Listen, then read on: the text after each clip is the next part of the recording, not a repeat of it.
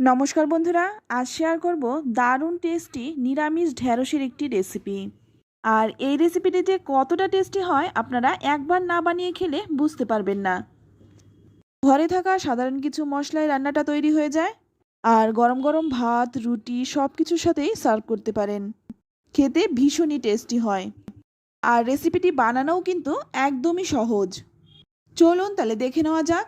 প্রথমে এখানে আমি নিয়েছি 250 গ্রাম ঢ্যাঁড়স।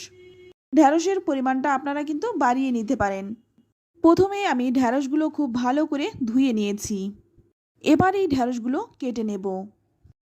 তো আমি কিভাবে কেটেছি সেটাই শুধু একটু দেখিয়ে দিচ্ছি। তো দেখুন, একটু লম্বা লম্বা করে কেটে নিচ্ছি। প্রথমে বোটার দিক থেকে একটু ফেলে দিয়ে তারপর একটু লম্বা লম্বা করে কেটে নিচ্ছি। তো এই একই রকমভাবে সমস্ত ঢ্যাঁড়সগুলো কিন্তু আমি কেটে নিচ্ছি। তো দেখুন, একটু লম্বা লম্বা করে কেটেছি ঢ্যাঁড়সগুলো। তো সবগুলো ঢ্যাঁড়স আমি কেটে নিয়েছি, আর প্রত্যেকটা ঢ্যাঁড়সই কিন্তু আমি সমান করে কেটে নিয়েছি। এবার এই ঢ্যাঁড়সগুলো আমি তুলে নিচ্ছি। এই গরমে এই রকম ঢ্যাঁড়সের রেসিপিটি আপনারা একবার ট্রাই করতে পারেন, আশা করছি ঠকবেন না। তো দেখুন, সমস্ত ঢ্যাঁড়সগুলো কিন্তু আমি কেটে নিয়েছি। এবার এই ঢ্যাঁড়সের সঙ্গে নিয়েছি একটা আলু। আলুটাও আমি একটু লম্বা লম্বা করে কেটেছি। তবে যারা আলু খেতে অপছন্দ করেন তারা কিন্তু শুধুমাত্র ঢ্যাঁড়স দিয়েও রান্নাটা করতে পারেন। এবার অপর দিকে কড়াই গরম করে নিয়ে প্রথমেই এখানে দিয়ে দেব 1 চামচ সর্ষের তেল। তেলটা ভালো করে গরম করে নিয়ে আমি প্রথমে এখানে কেটে রাখা ঢ্যাঁড়সগুলো দিয়ে দিচ্ছি।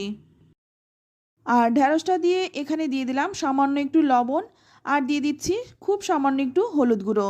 লবণ আর হলুদ গুঁড়োটা দিয়ে ঢ্যাঁড়সটা একটু ভেজে নেব। হলুদ গুঁড়োটা দিয়ে ঢ্যাঁড়সটা ভাজলে ঢ্যাঁড়সের কালারটা কিন্তু নষ্ট হবে না। তো 2-3 মিনিট সময় নিয়ে ঢ্যাঁড়সটাকে একটু ভালো করে ভেজে নিচ্ছি। তো দেখুন, এই রকম যখন ঢ্যাঁড়সের গায়ে লালচে রং ধরে যাবে তখন কিন্তু আমি ঢ্যাঁড়সগুলো তুলে নেব। তো ঢ্যাঁড়স ভেজে তুলে নিলাম। এবার ওই ঢ্যাঁড়স ভাজার কড়াইয়ের মধ্যেই দিয়ে দিলাম আরও 2 চামচ সর্ষের তেল। ফোড়নে দিয়ে দিচ্ছি 4টে শুকনো লঙ্কা, দিয়ে দিচ্ছি হাফ চামচ গোটা জিরে আর কয়েকটা মেথি দানা। মেথি দানাটা কিন্তু খুব বেশি দেইনি, অল্প পরিমাণেই মেথি দানাটা দিয়েছি। আর এই মেথি দানাটা কিন্তু অবশ্যই দেবেন, এই রান্নাতে মেথির গন্ধটা কিন্তু ভীষণ ভালো লাগে। ফোড়নটাকে একটু ভেজে নিয়ে এবার এর মধ্যে যে কেটে রাখা আলুগুলো দিয়ে দিলাম। আলুটা একটু নেড়েচেড়ে নিয়ে এর মধ্যে দিয়ে দিলাম 4টে চেরা কাঁচা লঙ্কা। ঝালটা নিজেদের স্বাদ অনুযায়ী দেবেন। আলুর সাথে কাঁচা লঙ্কাটাও একটু ভেজে নেব।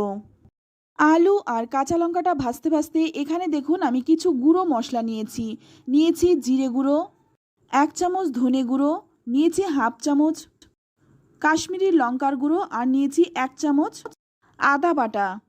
আমি এখানে কাশ্মীরি লঙ্কার গুঁড়োটা নিয়েছি শুধুমাত্র কালারের জন্য, ঝালটা কিন্তু কাঁচা লঙ্কাতেই হবে। এবার সামান্য একটু জল দিয়ে সমস্ত মশলাটা একটু গুলে নিচ্ছি। তো দেখুন, এখানে কিন্তু আমি হলুদ গুঁড়ো দেইনি, তাই এখানে আমি 1 চামচ হলুদ গুঁড়োটা দিয়ে দিলাম। সমস্ত মশলাটা ভালো করে গুলে নিলাম। আর এই মশলাটা কিন্তু অন্তত রান্নার 10 মিনিট আগে ভিজিয়ে রাখতে হবে, এতে করে কিন্তু মশলার স্বাদটাও ভালো আসবে। এবার এই আলু ভাজার মধ্যে মশলাটা দিয়ে দিলাম। খুব ভালো করে নেড়েচেড়ে মিশিয়ে নেব যতক্ষণ না মশলার কাঁচা গন্ধ চলে যাচ্ছে। তো এবার দেখুন, এর মধ্যে দিয়ে দিচ্ছি স্বাদ মতো লবণ। লবণটা দিয়ে খুব ভালো করে নেড়েচেড়ে মিশিয়ে নেব। তারপর 4-5 মিনিট সময় নিয়ে মশলাটাকে খুব ভালো করে কষিয়ে নিতে হবে যতক্ষণ না মশলার থেকে তেল বেরিয়ে আসছে। এবার গ্যাসের আঁচটা কমিয়ে 5 মিনিট ঢেকে রাখবো। 5 মিনিট পর ঢাকনাটা খুলে নিলাম, আর এখন কিন্তু মশলা থেকে তেলও ছেড়ে দিয়েছে। মশলাটা কিন্তু খুব সুন্দরভাবে কষানো হয়েছে, আর আলুটা দেখুন অনেকটাই কিন্তু সেদ্ধ হয়ে গেছে। মোটামুটি 80% মতো আলু সেদ্ধ হয়ে গেছে। এবার এর মধ্যে দিয়ে দেব ভেজে রাখা ভেন্ডি বা ঢ্যাঁড়সগুলো। এবার ভালো করে মশলার সাথে মিশিয়ে নেব। তো আপনারা দেখতেই পাচ্ছেন এখানে কিন্তু ঢ্যাঁড়সটা দেওয়ার পরে মশলার সাথে কিন্তু খুব ভালো করে মিশছে না, তাই মশলার সাথে যাতে ভালো করে মিশে যায় সেই জন্য সামান্য একটু জল দিয়ে দিচ্ছি। এতে করে মশলাটা কিন্তু খুব ভালো করে ভেন্ডি আলুর সাথে মিশে যাবে। তো বন্ধুরা, আপনাদের কাছে একটাই রিকোয়েস্ট, রেসিপি দেখে ভালো লাগলে লাইক শেয়ার করবেন আর অন্তত একবার হলেও এই রান্নাটা করে খাবেন। ভালো করে মিশিয়ে নিয়ে তারপর গ্যাসের আঁচটা আবারও কমিয়ে দিয়ে 2 মিনিট ঢেকে রেখেছিলাম। আর এখন দেখুন 2 মিনিট পর মশলাটা কত সুন্দরভাবে কষানো হয়েছে আর ঢ্যাঁড়স আলু কিন্তু সেদ্ধ হয়ে গেছে। এবার ভালো করে নেড়েচেড়ে মিশিয়ে নেব। এই গরমে যখন কিছুই খেতে ভালো লাগে না, ঢ্যাঁড়সের এই নিরামিষ রেসিপিটি বানিয়ে খেতে পারেন। আশা করছি বাচ্চা থেকে বড় সকলেই আঙুল চেটে খাবে। এবার এর মধ্যে দিয়ে দিচ্ছি পরিমাণ মতো জল। আর এই রান্নাটা কিন্তু খুব একটা ঝোল হবে না, একটু গামাখা ঝোল হবে। এবার দেখুন ঝোলটা একটু ভালো করে ফুটিয়ে নিয়ে এর মধ্যে দিয়ে দিলাম 1 চামচ চিনি। যেহেতু নিরামিষ রান্না তাই স্বাদটা ব্যালেন্সের জন্য অবশ্যই চিনিটা দেবেন। চিনিটা দিয়ে ভালো করে নেড়েচেড়ে মিশিয়ে নিচ্ছি। তারপর 4-5 মিনিট সময় একটু ফুটিয়ে নেব। তো দেখতেই পাচ্ছেন এখন কিন্তু ঝোলটা অনেকটাই কমে গেছে। এবার গ্যাসের আঁচটা একদম কমিয়ে দিয়ে আবারও 2 মিনিট ঢেকে রাখবো।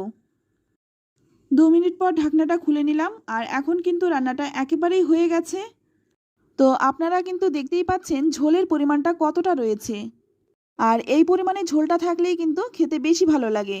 এবার দেখুন নামিয়ে নিচ্ছি। এটা কিন্তু গরম গরম ভাত, রুটি সব কিছুর সঙ্গে সার্ভ করতে পারেন, খেতে অসম্ভব টেস্টি হয়। তো বন্ধুরা, আমার মুখের কথাই নয়, আপনারা একবার অন্তত ট্রাই করুন, তারপর কমেন্টে লিখে জানান খেয়ে আপনাদের কেমন লাগলো। ভালো লাগলে লাইক শেয়ার কমেন্ট করবেন আর আমার চ্যানেলে নতুন হয়ে থাকলে চ্যানেলটা সাবস্ক্রাইব করে নেওয়ার অনুরোধ রইল। চাইলে আত্মীয় স্বজন বন্ধু বান্ধবের সাথেও শেয়ার করতে পারেন। তো আজ এই পর্যন্তই, আবারও দেখা হবে অন্য কোনো নতুন রেসিপিতে। ততক্ষণ সকলে ভালো থাকবেন, সুস্থ থাকবেন আর সকলকেই ধন্যবাদ।